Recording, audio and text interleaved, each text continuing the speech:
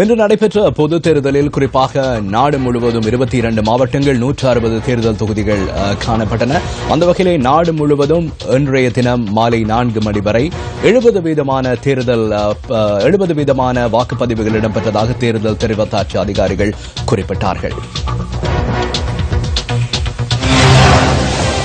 மேல் மாகாணத்தின் கொழும்பு மாவட்டத்தில் 65 வீதமான வாக்கு பதிவாகியுள்ளதுடன் கம்பஹா மாவட்டத்தில் 70 வீதமான வாக்குகளும், களுத்துறை மாவட்டத்தில் 65 வீதமான வாக்குகளும் பதிவாகியுள்ளன. மத்திய மாகாணத்தின் கண்டி மாவட்டத்தில் 75 வீதமான வாக்குகள் பதிவாகியுள்ளதுடன் மாத்தறை மற்றும் நூரேலியா மாவட்டங்களில் தலா 70 வீதமான வாக்குகள் பதிவாகியுள்ளன. காலி, மாத்தறை மற்றும் ஹம்பாந்தோட்டை ஆகிய மாவட்டங்களில் தலா 70 வீதமான வாக்குகள் பதிவாகியுள்ளன. வடமாகாணத்தின் யாழ் மாவட்டத்தில் 60 வீதமான வாக்குகளும், கிளிநொச்சி மாவட்டத்தில் 71 வீதமான வாக்குகளும் பதிவாகியுள்ளன. வன்னி தேர்தல் மாவட்டத்தின் மன்னார் தொகுதியில் 74 வீதமான வாக்குகளும், முல்லைத்தீவில் 70 வீதமான வாக்குகளும், வவுனியாவில் 65 வீதமான வாக்குகளும் பதிவாகியுள்ளன. மட்டக்களப்பு மாவட்டத்தில் 60 வீதமான வாக்குகள் பதிவாகியுள்ளதுடன் திகாமண்டல மாவட்டத்தில் 65 வீதமான வாக்குகளும், திருகோணமலை மாவட்டத்தில் 75 வீதமான வாக்குகளும் பதிவாகியுள்ளன.